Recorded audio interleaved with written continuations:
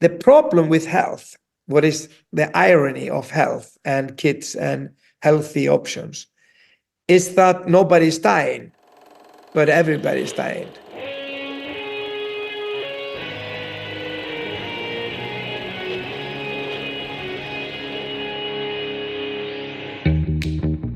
Welcome to Back to the Future podcast. My name is Victor Sadia, and I talk with brilliant minds and hearts of people who want to uproot and transform the current health and wellness paradigm.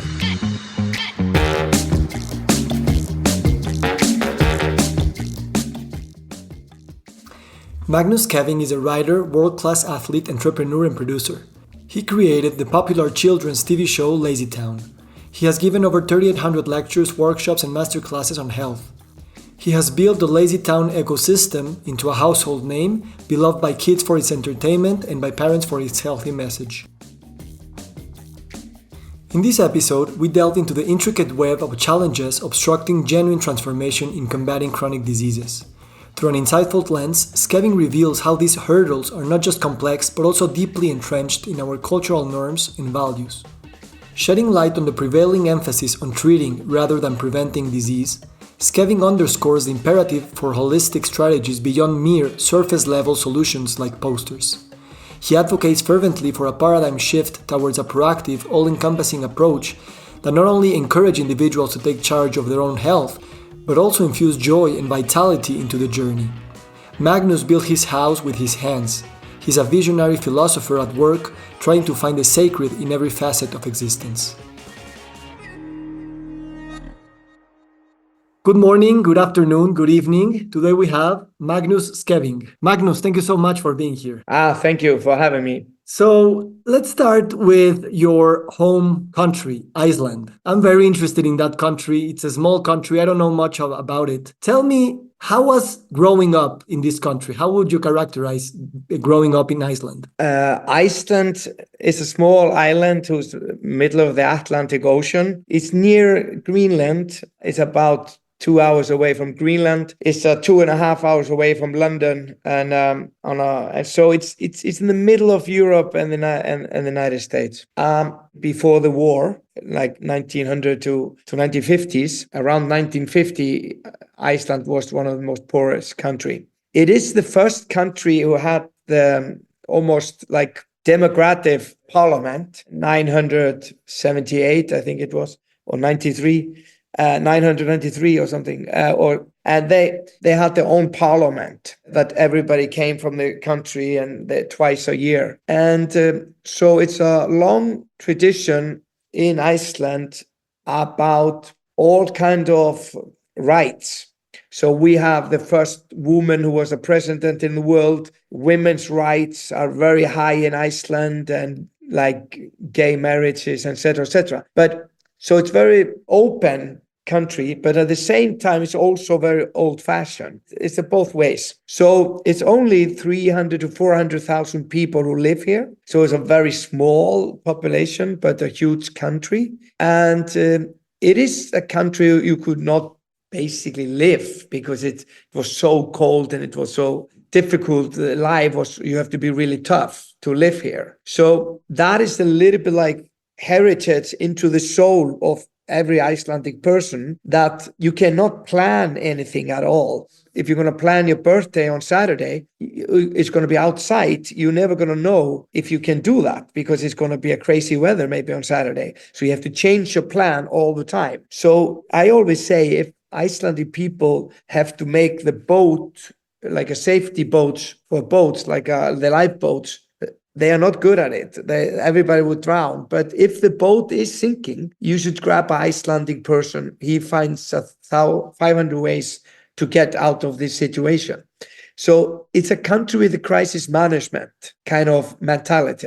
So it's almost like could be a volcano tomorrow, and next day it's snow flood. But sometimes it's just fantastic weather for days, and we are surprised. Oh my God, it's just good weather for 5 days in a row. So I would say, and also it's for marketing. It's really quick to people to get bored. So it's you. If you have a hit song, you can play it for a few months and then it's just over. And but Frank Sinatra could play the same song, My Way, in the United States for years because they have 1,000 times more bigger the market than Iceland is. So I would say that's where I come from. I come from a country that it's an island that is mainly used to be people who were farmers, and most people were stuck there. They couldn't get out of it. There was somebody who was the boss, and the people couldn't get married. They couldn't make love and have a child because then they took the child away because they need the workers. So it used to be really tough to live in Iceland in the old days, like 100 years ago. It was horrible. Then people start to go out from the farms and start to fish. And then they start to go in to make cities. And after the war, when the war started, the military of UK took Iceland in few hours, actually. And then with that came a lot of work for Icelandic people to do. They need to do a lot of stuff. And then the American came and they had a military base, and it makes a lot of work for Iceland. After that, Iceland, because it has an enormous amount of natural energy, like fish industry, they have hot water to heat the houses, etc., etc. So, and the education level of Iceland is really high. We were the first country in the world to have high-speed internet access. Even your grandmother had it in 1999. So we also, entrepreneurship is huge in Iceland. So I would say you come from that background that there was not maybe, it's a little bit like the Mexican people in my way. I feel Iceland is similar to Mexican people because they are hard workers. And but in Iceland, you never spoke about your sorrows. You didn't really speak about your emotions. You just have to be tough, and you couldn't speak about it before. Now it's totally changed. And the new generation is totally different. So the old people in Iceland think now, the elderly, they think, it never used to be like this. So I think there's an enormous shift, like how Icelandic people were before and how it's now. There's a huge difference. Fascinating. Thank you. Thank you so much for that background. I think it sets very well the stage for our conversation. Tell me a little bit about chronic disease in Iceland. Like we know all over the world in the last 5-6 decades with this pandemic of obesity and ultra-processed food and having everyone wearing jeans and eating and drinking Coke, chronic disease in the world has gone up very, very, very drastically. How is that in Iceland? Is it the same? There is a little bit with Iceland, as you can see in the rest of the world. If you see, there are only poor people who eat healthy food, and then there is really rich people. Because the poor people, they couldn't afford, they make their own vegetables, or they ate that, or they couldn't buy all those products. And then there's really rich who just select the best and think about their health. But general public are who has the problems. And this is the same in Iceland. So we used to eat food when I was young in Iceland was homemade. We ate fish 5 times a week. And the fish was not more than maybe 6 hours old. So it was a fish or catch of the day. And you had a lamb, like Icelandic lamb is really good because it just go out and is just eating grass just in the mountains. So it was just natural, all natural. This have totally changed. And Iceland has a very good system because we can find out by taking families and find out the diseases, because we used to write down in the church, what did that person die from? So they can make an enormous study to find, they would call you and say, you have maybe problem to get breast cancer because of your family history. And so they would call you and they would look at you, et cetera. So I would say people are getting much more aware of different diseases. But obesity, Iceland, I think, was one of the third in Europe with that problem. And it becomes of huge American culture coming in, fast food and all kind of food to flood Iceland. When we didn't have, when I was a kid, I never saw apple in my life. It was just on Christmas. And salad, nobody had salad ever. But I was about 17 maybe when I tried pizza, or 21 when I tried pizza first in my life. So, but now it's totally different. And it's a little bit like Mexico when when the American company comes over to Mexico and flood the market with all kind of. So this is a little bit what people are struggling with, because they don't trust the message. They don't know the market is full of message that nobody understands. And then there is the labels and what they says. Nobody understands this. And I was going to ask about this. What's the general perception about these health problems? Like big food companies tend to obfuscate their messages and tend to obfuscate their labels and tend to obfuscate the responsibility of, having these products all over the markets. But general public don't make the relation directly. I know that the disease, diabetes and obesity is coming because of these kinds of products. Obviously, it's a lifestyle related thing, and it has to do with stress and with movement and many things. But regarding food, how's the general perception in Iceland? Is still very separate from what the reality is, or there's conscious? There is a lot of like Iceland is easy. I always say a little bit like you get information. It used to be like that. You can get an information out in Iceland pretty quickly. You can go to a 10 radio host or podcast or advertise or something, because there's so few people and it's really quick to spread. It used to be like maybe 10 newspapers and everybody knew the story and people are talking about the same thing. Now you come and people are watching totally different shows. Everybody watched the same program from 8 o'clock to 12 o'clock at night. And you would come to work day after and you would speak about it. Did you see last time in the TV? And you were sitting and watching TV, or you did the sport or the news was the same.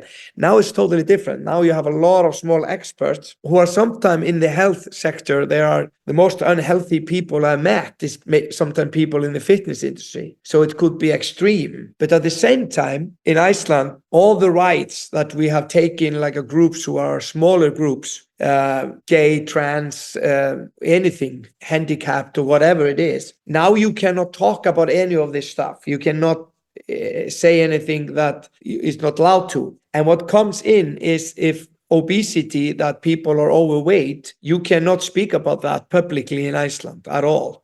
You couldn't really say, even the doctors, they have problems saying to a client, maybe you need to lose weight. That's your problem. And it's because what you're eating, because you have a diet.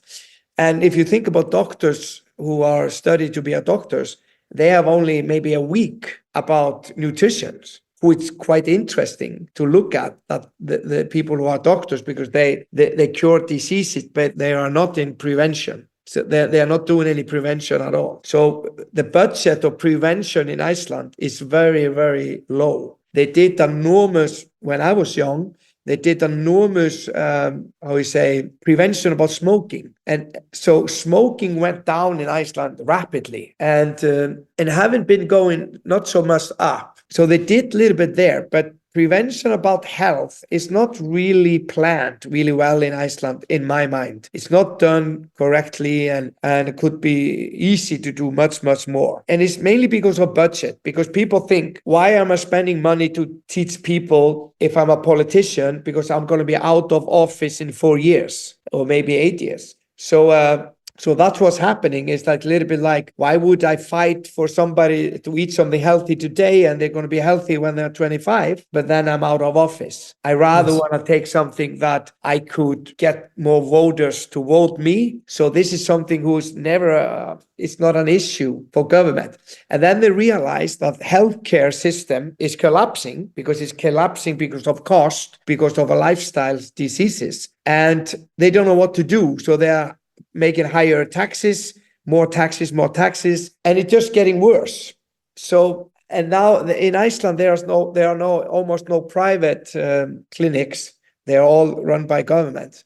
And it's the public healthcare in Iceland is the Scandinavian model, that it should be free and you don't have any insurance. You are just, if something happened to you, you can walk into and now it's getting more and more problematic, basically, because now they are starting to talk about maybe we have to make another hospital for people who want to pay. So now the people are rich. They would say, okay, I don't want to stand in line waiting for this operation. I want to go straight and pay for it. And that is going to split the country again into some kind of classes. And I think that is basically the human problem in the world is when the space started to be too much between people. And Yes. this caused all kind of problems. That is huge problem. Yes. It seems that Iceland is like more or less the same thing from all the other countries. Yeah, it's the same. It's just smaller. And it's Yeah, quicker. exactly. And the thing that I liked about your approach is that you seem to understand this systemic thinking about health. It's not only blaming big food or big pharma or the government or culture or your grandmother. It's basically everyone Yeah. who has this pervasive narrative that lifestyle is not really it doesn't really affect health. And in that sense, I love the way we systemic thinkers say about these things all the time, but we don't know exactly how to act. No. And the thing that I liked about you is that you understood a bit about this group of narratives that are built and held by different stakeholders and said, listen, I want to go create some sort of cultural thing like a TV show for children and begin there. And I think in a sense, culture, it's at the middle of everything. Because at the end of the day, everything, advertising, public governments, and policies end up affecting the expectations of the culture itself. Yeah. And children basically are fed what adults are fed too. Yeah. So what was your experience? More than your experience, why do you think it is a good way to start with children? And how bold is that bet in a world where all the stakes are not really aligned for prevention? It's a good question, but it's okay. Let's say it like this. I agree with you totally, and I think people who are in this field and have looked at this, it's not one thing that cause health problems or get you healthy. It's a lot of small things, and they're all kind of small, and we are like a chain. The whole world is like a chain. So now it could be the air you are breathing. It could be the ocean that you fish the fish out. It could be what kind of, if you eat meat or fruit or vegetables, and there's a lot of stuff. And it's the policy, it's what you eat at school, it's how you eat, and it's how you chew it, and how you sleep, and it's how you, and then if you're stressed, because I think stress can kill more than, I think that's number one. If you're not happy and you are in a work and you're not free, and the freedom of speech, and there's a lot of stuff, and women's they hold women down, or you cannot be who you are, and you need to be in the closet or whatever it is. It must be horrible. All this affects health, and doctors can only fix maybe 5 to 7 syndromes. They don't cure you, but they keep you alive. You can live with it, but they cannot fix it. There's maybe 5 or 7 diseases they can really fix. And so it is about prevention. It's that you have to take responsibility of yourself, how you're going to do it. But if you don't have any power, and you are in school and you're fed different food or not, or you have to bring, and you don't have good parents, and then you are fucked basically as a kid, in a way that you cannot really do anything about it till it's too late. And then you have all these habits and you cannot change it, and you have always eating this kind of food. And then it's also culture thing that they knew that in France, every person in France need to have a bread. So there's bakery everywhere, and you cannot build a new neighborhood that had bakery. And they knew that the king, Ludwig XIV or something, he knew they're going to kill me if the people don't have something to eat. So they make this white bread would make you not as hungry. And then they start to cut it to baguette. So that's why it's the baguette in France, because they were always trying to make the bread smaller and smaller, because they didn't have the money to have a whole bread. So, but they knew if they didn't have bread for the people, they're going to kill them. They would say, okay, here's enough is enough. We go in, we storm in to the king, and we take him out, and we kill him. So there is a little bit challenging with this. How do you control a country? You also have then a businessman. If you have a free business, then anybody can do what they want. So if I'm selling products, you get much more money out of products who are unhealthy than healthy, because it costs more money to make the healthy one, and people can afford it. So 60 to 80% of products, they are bad that you are buying, basically, and the public are buying. And people know that in the business. So when I my social experiment was that every single kids show in the world was advertised on junk food, was on the screen, and they was like associated with junk. So I was thinking, can I make a TV show about health for kids that they would actually watch? But at the same time, I could maybe change the culture a little bit. It was not necessary that kids would eat more healthy food. That was not the first aim. The first aim was actually that they would realize that if they were eating this food, that this was bad and this was good. That was number one. Can I motivate people to know the difference? And then they would just take their own choice. So you're not telling them what to do. That was not Lazy Town. So we never really told people what to do. We never, even Sportacus, the main character of Lazy Town, he never told people you have to do this or that. He never did. So that was the first thing. The second thing was that you would connect your health or what you could do with that. If you treat you nice, that the outcome would help you. So you would take responsibility for yourself. And that is really difficult to teach a little kid, because they don't think they're going to be 21 and they didn't understand health. So this was really tricky. So you have to have a lot of different ways to do it. It's the same. It was not a one thing, because a lot of TV stations wanted me to teach to kids to move. You have to teach them how to move. And I say, no, kids know how to move. They know how to play. We don't need to teach kids how to move. We need to motivate them to move. We need to give them in the space and the safety that they can do it. And we have to give them the choice of the food and everything. And people say, oh, my kid doesn't eat fruit and vegetables, and et cetera, et cetera. They say that if you have a little kid and you start to really early, it takes 9 times, they can taste it, and then certainly they eat it. And so you could easily do that if you start early. And I call it the golden years, 0 to 7. This is the golden years of helping kids to be motivated about healthy lifestyle, because this is the time when they learn to walk, talk, ride a bicycle, move, eat, sleep. This is the most incredible time that you have in any human being life, this 7 years. And it even started earlier. Even if you think about it, the 9 months when it's inside the mother. And then you can also think, okay, maybe it starts earlier than that. Maybe it starts also how I treat my body, and then my wife, how she treats her body, and then we're going to have a child. So then our habits have to be good, and we have to go more back. So you can always go more back. So I said, okay, I cannot go back.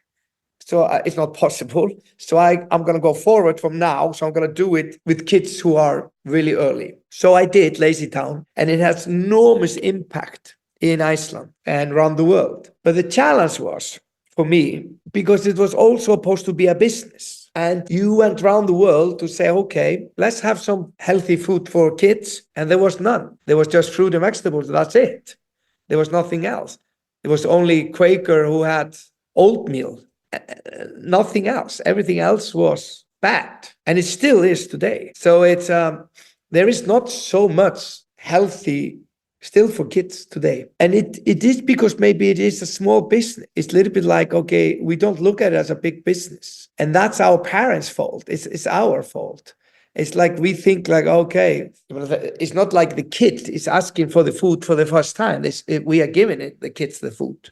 So it is a cultural thing. It's how we grown-ups, the decision we are taking. And it is maybe a challenge for our parents who really want the kids to eat healthy stuff, and then they go to school and all their friends are drinking sodas or eating just unhealthy food all day long. It's maybe difficult to be that kid, but that's why I think it's so important that we change. We need to change so much in our culture. It's the food industry. You need to look at it. The reasonable, the retailer had to think, what kind of retailer do I want to be? Can the family trust me as a retailer to buy here a healthy food for my kid? A lot of retailers took in Iceland, for example, all the candies who used to be at the cashier, because when you went through all the store, you came to the cashier, you're going to pay, you stayed in line, and there was all the candy. And then the kids started to scream for it, and and they took it away. And it was not allowed to have it, for example, in the old days.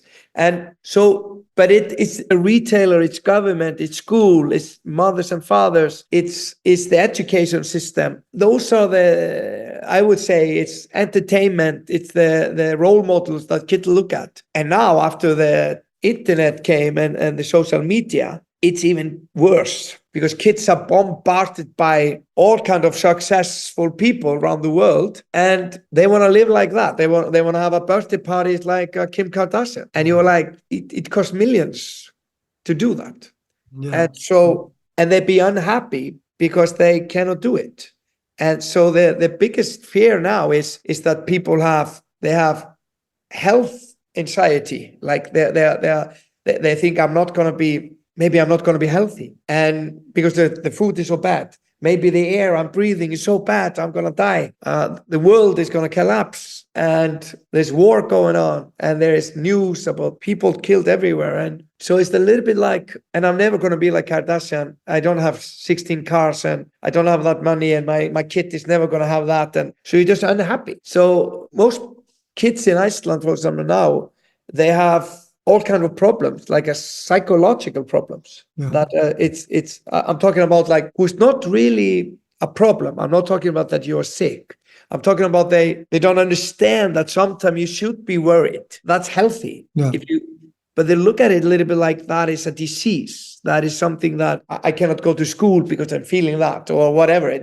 So it's a little bit challenging what health is today, to explain what is a healthy human being. So if you could choose, you say, okay, I rather want my kids to be a little fat. That's fine with me if it's mentally healthy in a way that they can function. Or I'm really healthy if my kid is moving like crazy in a sport, because then he's not drinking. Mm-hmm. Then I'm really happy. Or I'm really happy that my kids are educated, even if they don't do any sports, and they don't eat anything at all. It's really thin, but really high score in school. Yeah. It's a challenge. I love how you pose this question. Like, it's difficult to explain nowadays what health is. Yeah. And that's, I love that you take the time to explain this complexity, because very easily you can blame everything on doctors or on corporations or government leaders, but it's all the things at the same time. And even though we don't have the tools, the resources, even the cognitive networks in our minds to understand this complexity, still, at least from my perspective, I see in you some sort of drive, probably comes from this Icelandic fighter mentality, where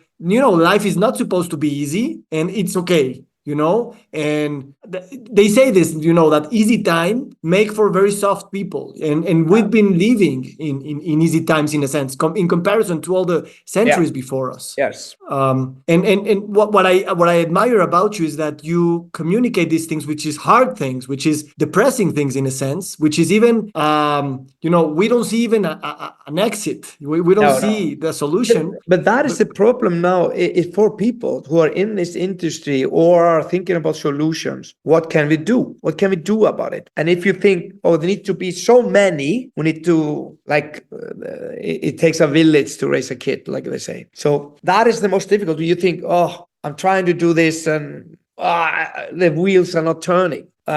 This is the challenge. So it's almost like that you need to start a country from everybody's at the same line. Okay, let's back up. Politician, are you there? Yes, we are. President, are you there? Yes, I am. The school system, are you there? Yes, we are. And then here's the plan. What I found out when I was trying to spread health for kids around the world, and I went somewhere, it always ended up in posters. So it boiled down to, we're going to do this big idea, and then it's like, no, just have one poster in the end. And there was a committee who make a poster, put it in the school, was supposed to be there, eat healthy, drink 6 glasses a day, or 5 vegetables a day or something. It's ended up there because it's easy, lazy, it's just convenient, and it's like the poster was flying somewhere, and nobody saw it, and that is the problem. So the solution is a little bit difficult to find. Well, how do you do that? I just said to myself, I'm just going to do it. I'm not going to wait for it. I went and I spoke in the news with the politician. If they're not going to do it, nobody's going to vote you. If we can get the message out there. So he's the guy who didn't want the Beatles. And so we're just not going to leave you at the station. The challenge with that is that the corporation also and the doctors is an industry. If everybody, and hospital is an industry, if everybody was healthy and people would eat less because they would just eat what they need, not because they're socially unhappy or just fill the gap of their lives because they needed psychiatrist instead of food, and they're looking the food as to fill the gap in their lives, the people fight back. The system fights back, and that is an enormous, powerful engine. And if you don't gain anything from it because you just want to get people to eat some fruit and vegetables in Mexico, and you don't own any fruit and vegetables farm, you're not gaining anything from it. Except you're going to be dead when the kid is healthy, and it's a challenge. So I would say to people, if you see somebody who's doing something like that, you should gain the wagon immediately. It's almost like when a company buy another company and make it bigger. So if there's a small soft drink company who buys this company, and then they buy this company, and then they buy Coca-Cola, etc., etc. It's almost like all those people who are working in this field should join somehow. But I found out in England, I thought they would all be happy if you would come who was in this field. And then I realized, no, they are not. And then I was, what? And then, for example, let's say it was 18 different companies or associations, or like helping diabetes association. There was a food federation, and there was sugar and doctors, and there was all kind of organizations. They all got from the government 1 million a year. They did a little bit in school.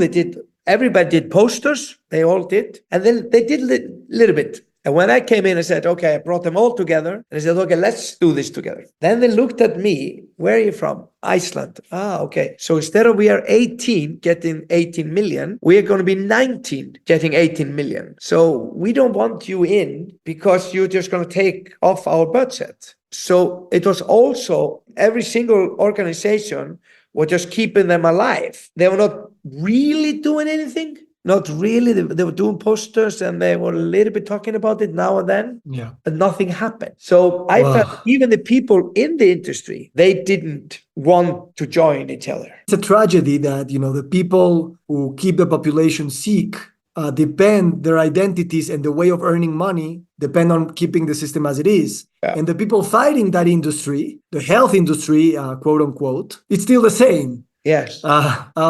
And in that sense, I always say that in order for us to change the paradigm, we need to risk our identity. We need to risk of probably not having a salary tomorrow. At the end of the day, the money comes from a corrupted system in a sense, and you have to risk your life in a sense, which puts you in a state of anxiety that very easily says, this is too much for me. And let's go back. This should be easier today to do this than it used to be the old days.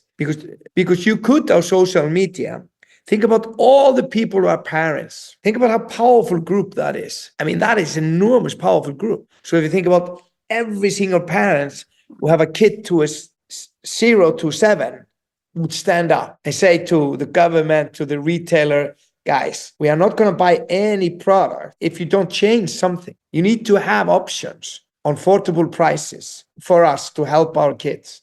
We are not going to go on like this. It's not going to happen. So you need to change. And it should be easier with social media. It should. It should go quicker. It should go in a. So it will be interesting to take a look at that a little bit later, if that is maybe possible, to gain some kind of moment. The problem with health, what is the irony of health and kids and healthy options, is that nobody's dying, but everybody's dying. So what it means that if it's a war, it's immediately action. Everybody stand up, not everybody, but way too few, but should be everybody, and say, we need to stop it. You're killing kids now, come on. And so we should stand up and do that, or we should go out and say, me too. Everybody went out on the street and said, we're not going to take it anymore. This is too much. And I think that they do that because they are something happened who is so incredible now, just like, no, this is enough. Here's enough is enough. Okay. But with obesity or health and bad food and bad air and bad all that stuff, it's almost like it's crawling in slowly. You see it too late. You're almost in the water. Like it's the urgency is not there because nobody is dying, but everybody is dying. So it's quite an irony in a way. Yeah, it's like the frog that if you that leaps when it gets into hot water. It's a little bit like that. And that's why I think there should be some kind of awakening that needs to happen. That those guys who are in control, they cannot do this anymore. And what the problem is with the environmental stuff that makes it so unreal for me is that the argument that they are putting on you, the politicians, are not believable. Let's say there's a global warming. Okay, there are plastic everywhere. They found it now in the baby's womb. They found it even inside, like when they were taking I don't know the English word for the cord of the mother. And they found this plastic in it, so it's everywhere. So if that's the case, they say, okay, we're going to make higher taxes on you. You have to pay environmental tax. And we're like, what? Like in Iceland, give you for example, there's no nuclear anything in Iceland. It's all green energy. But when you get the bill, it says nuclear on the bill. And you're like, oh, what do you mean? There's no nuclear power plant here to make any electricity or warming. It's all come from the ground, and we have made it. It's a green energy. Then we are selling the quota to France or Belgium, so they can have power plants there, and so we're shifting. But that doesn't mean that the environment is changing. You're just changing. You pay me. It doesn't make any sense. So that's why I think it's the solution sometimes that not everybody is winning. It feels like, okay, I want you to pay, and they're flying private jets to fly to Davos in Swiss to talk. And there are hundreds of private planes, and then they talk about environment. It doesn't make any sense. Yeah. Let me offer you a thing that at least I believe this is a large thing, and it will outlive us if we're still here as a species. But I see you as an example of this, which is, when we get frustrated about this complex system, we say to ourselves, oh, I'm only a citizen, I'm only a doctor, I'm only a chef, I'm only a parent. Who am I to change things? And what I've seen through you is that you have embodied different labels, different identities, as an artist, as an entrepreneur, as an athlete, as a parent. And then you see, oh, if I bring together all these identities, not only I'm enriched by many different mindsets, because the mindset of an artist and the mindset of an athlete, they're different and they're both amazing. And you bring them together in your own way of doing business, doing family, having friends. And then you start, in a way, connecting worlds through your own life, And in that sense, I see also another possibility if we are brave enough to embody different identities at the same time, without saying, no, I must choose one, or this is too specific and I'll stay there because that's the way it should be. There are no gurus in the world. There are, but I don't believe them in a way that I believe everybody has some story to tell. And I think everybody has energy or power who can transform into something positive. And I think if you bring light in a room and another person bring a light in a room, and then we next one, certainly the whole room is lit up. So it's a light in the room. And I believe a little bit in the light, like in that we bring light to life. And so the thing what's nice about it is that you need the doctor, and you also need the housewife and the husband, or you need somebody working kindergarten school, and you need all of those guys. So everybody has really a voice or something to say. So are you lazy? Are the human being lazy? Maybe because we thought lazy means you are lazy when you don't care. If you don't care, I'm not a woman, I don't care about women, or you could say, or you say, I'm not poor, I don't care about poor people, or I don't live in Mexico, I don't care about Mexico. And so then you are lazy. I think you should care about everything. And then I say everything. And you should care about just anything. And you should really be looking out for anything in life to try to help and try to make something dent on the universe. Yeah, the Eastern mythologies and religions have millions of gods, a god for a table, a god for a candle, a god for a shirt. And I love that in the sense that everything is sacred. Yeah. Everything is full of light. Everything matters. Everything is interconnected, as you said. The whole world is like a big chain. And if we talk more about this and feel, what does it feel to be connected to the tree out there, and to your mother who died, and to your grandchildren who have never been born even. I think there's this intrinsic energy, power, wisdom that can emerge, that's also my hope. It's a little bit like I believe in energy, of course, but and some people think, okay, it's there's all kind of people who believe in all kind of energy, but that doesn't give food on the table or something like that.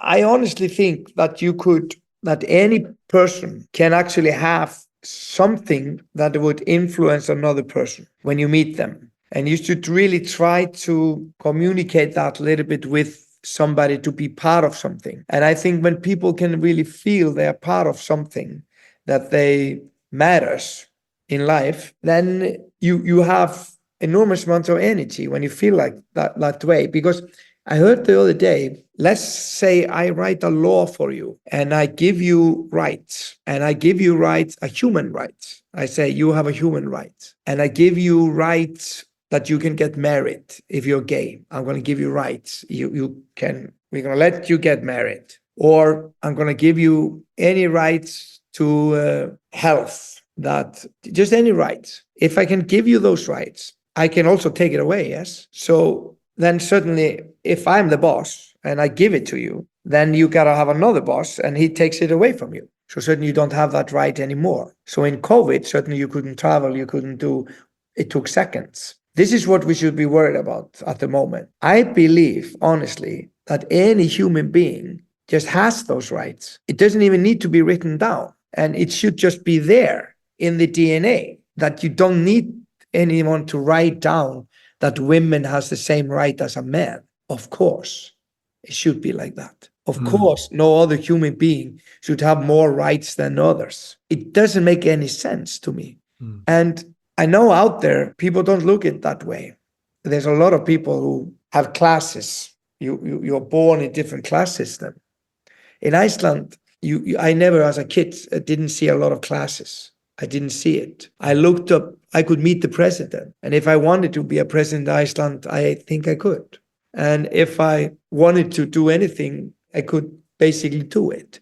I think so, in Iceland. So Iceland is pretty good in that way, that opportunities could be here. So safety. We never really locked our houses, but now it's starting, because they're starting to talk about fears. They're starting to talk about it a lot. So that's why I think, how can I explain this so you understand me really well? I was brought up in a small town that was in my house, in front of my house, there was a cliff, like 100 meters down to the ocean. And there was just cliffs, just like straight down. We were playing out there, all the kids. There was no parents who came and told us, you can fall down. We knew it. It was inside our bones. We just walked out and we understood the nature. Immediately, we just was there playing. There was no guard who need to look after us to tell us, no, be careful, or we have to build a fence so they don't fall. No, we knew, we could feel it, we understood it, that this is a danger place, don't go there, from early on. So no one had to write it down for us. It was not a law, it was inside the DNA. So it's like living in a forest. If you were born there, you understood it. You understood exactly where to go. There was no law. You learned from somebody, and you learned from this one, you saw this one, you learned from the whole town. Yeah. So that's why I think when we talk about rights or systems or methods, I don't believe in them, because I think it should just be there. It should be, I sometimes explain it like this, and this is what makes my life a little bit difficult, because, and my philosophy and my thinking, it's a little bit maybe as productive as it should be, because I could be more like bam, bam, bam, if I want to. But, and I've said this before, and I'm not the first guy who says this. Somebody has said it before. But it's a little bit like to explain freedom, the word freedom. If I ask you to explain the word freedom, you would say freedom is freedom to speak, freedom to walk whenever I want to, freedom to have choices, freedom to do blah, blah, blah. But when you start to say freedom is something, it's not freedom anymore, because then what about this then? What about that? What about this? The list is endless. So freedom is just anything, could be anything. It's not one thing. You cannot even explain it. What is love? What is love? Love shouldn't be explained. Yeah. You cannot explain it. What is humor? What is funny? That is the same. We understand humor. You would know what humor is. I understand what humor is, but I don't know what it is. But I understand it. I understand love, but I cannot explain it. I understand freedom. So it's like something who is inside you without any explanation. So I think we should have that. If every human being would have that about the most important thing on earth, what is health, then I mean mental and just health for our kids, healthy society, healthy environment, healthy workplace, healthy food at the table, healthy farming, health. If it's inside us, no one can bring up shitty food. Yeah. They shouldn't. Yeah. Yeah, I met you a few weeks ago at the big stage in Puebla, Festival de las Ideas. And you are the guy who's a great speaker, has a lot of good questions, good jokes. You even do push-ups on stage. And still, I wanted to talk to you because beneath all that, there's this Magnus who's a philosopher who doubts, who doesn't know, and who wants to touch into this, dare I say, mystic nature of reality, where we don't have the words, the knowledge, the categories to put everything into a box. No. And I understand perfectly when I say, if I get clearer and more direct, I could be boom, boom, boom, and be more productive and be even a millionaire. And I get that perfectly well, but I want you to know that at least people like me do get that part from you and prefer to be that way. Okay. Thank you, because at the end of the day, we struggle with the same thing. Like, yes, we can choose an identity and we can work on that and make millions and be very famous, but that's not what we want. And we need to say it, and we need to find other ways of practicing this unspokenness,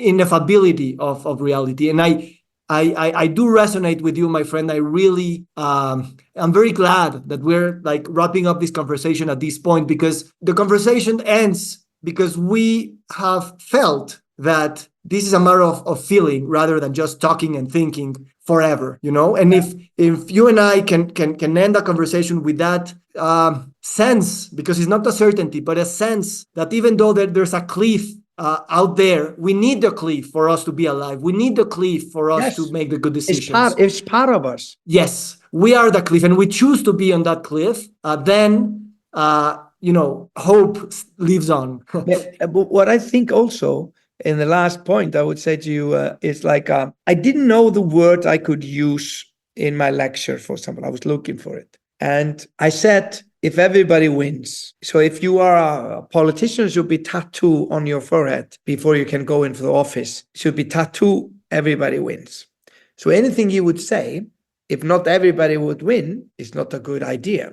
So people have questioned this to me and asked, is it possible that everybody should always win? Yes. Why not? In what case should it not be? I rather want to turn the questions around and say, so let's say that Lazy Town increased sales for fruit and vegetables, like I said on the stage. Then parents are happy, the kids are happy to eat the fruit and vegetables, the parents are happy, the retailers are happy because they're selling more, the farmers are happy, lazy town is happy, the government is happy because obesity go down, the healthcare system is better, so everybody wins. So that would be great. The kids can jump higher and run faster and be healthier, and so I've thought about this a lot. If you go through life every day and you think about, does everybody win when you walk the streets?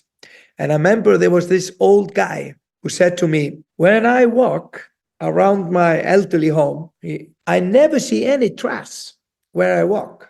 I'm never really, there's no trash where I walk. And I was like, okay. And then he told me, and the reason why there's never trash, because always when I walk in, I pick it up. So he picked it up. So he go out for a walk, he takes it all the time. So everywhere he walks is basically clean when he walks back and anything. So he thought this is part of his lifestyle, that he's doesn't look at it, walk in and say, well, it's all kind of dirty around. Oh, why are people throwing this stuff? And doesn't look at it that way. He just look like, I'm taking it and it's clean. Where I walk is clean. And he's a carpenter, this guy. And he built a kindergarten playground in a small city when I was born. And there was a lot of playground that he built, but he made it all the swings or the whatever it's called. And he made it by wood. And he's told me, it's so amazing in my life that because it was built from wood he found, who came in the ocean, the wood, or it was on the beach, so there was a wood somewhere, and he just put it, and they made those toys. This kindergarten, big toys, they're small, this garden. And he said, I've never cut a wood in my life. It always fits. And I was looking at him, what do you mean it always fits? It just always fits. It's amazing. I put it here, it just fits. So he built the whole playground from the material he had. If I have this long, it's going to be this long. And if it was this short, it's going to be a little shorter. And then maybe I find another one and whatever. And it was all kind of... And the perspective on life was incredible. So he never needed anything. This was perfect. It fits perfect here. Yeah. And this mentality is great. Yeah. And it's not a metaphor. It's actually how we can exist in this world. We can be that way. Not just as a romantic way of thinking, but rather, this is what we have, this is what we will do with what we have. I'm going to tell you one other story, if I may. Have I time to do it? Yes. Okay. I'm also a carpenter. I was going to be an architect. And I built many houses. And then I say that I physically build them. I built anything in my house, almost. And I know how to do that. And I love to do it. And those days, it's my yoga. It's like I go there and I do it. And when I was a little boy, I wanted to study it. I was like 14. And I went to this guy because you need to have a master. And there's a guy who is a carpenter and you work with him. And you need to sign 2-3 years that you have to work for him and you have to go to school, et cetera, et cetera. So this guy said to me, okay, you want to be a carpenter? Yes. You want to learn how to build houses? Yes. Okay. And you want to build everything in the house? Yes. Okay. So he said, okay, I'm going to teach you how to build a house, but I'm never going to speak to you. And I was like, what do you mean? You're never going to talk to me? No. And I'm making this story a little bit. Of course, he spoke a little bit to me, but to make the point. Yeah. So he said, I'm not going to speak to you at all. So he's saying, okay, he's cutting wood. What is the next thing? What happens? So it's like the wood is going to fall. Woo, he's cutting. So I have to catch it. So he wanted me to listen when I was doing something else. I was sweeping the floor when he was building, and I was doing the floor. He was doing, and then suddenly I catch it. And then he has nail in his pockets, and he was doing nails, and he had to do 4 times. Click, click, click, click, click inside, and then do. And there are 186 nails in a box. And my job was to always fill his pockets of nails so it would never run out of pocket. So in the subconsciousness, I was thinking, dung, dung, dung, 1, dung, dung, dung, 2, dung, dung, dung, 3. So before 187 was finished, I brought him new one. And then certainly, dung, dung, dung, dung, 1, dung, dung, dung, 3, dung, catch, dung, and then whatever. So you learn how to build a house by thinking what happened next. So he was teaching me what I love about this guy. He was teaching me to look at life. What is going to happen next? So if you have that mentality to think about what is going to happen next, what is the, I'm catching it, and whatever it is. So if you think about that a little bit in your life, that I'm not going to leave the class, I'm going to take it, I'm not going to do that, I'm going to do this and that. So you really be part of the life you want to become tomorrow. Like this guy who's walking and he's picking up the trash, because next day he's walking, there is less trash. And around his elderly homes, there was no trash. And he never saw trash because he picked it up. And he also told me, this guy, the guy with the trash, he said he have never stepped in the same path in his life because he didn't want to make the lines in the ground that was walking in the forest. He didn't want to make it. So he just walked never in the same footsteps. So certainly there was a brown line in the mud. He never did. So that maybe there is a possibilities that there are space for us all, that we don't have to have a river of thinking, that we always have to just do the same thing again and again and again. Maybe we can think, I'm going to walk different paths. So I'm not stepping into the mud all the time. So I'm stepping out of the mud and like make the mud heal so it can grow again, the moss. So I have enormous amount of belief in people, what they can do.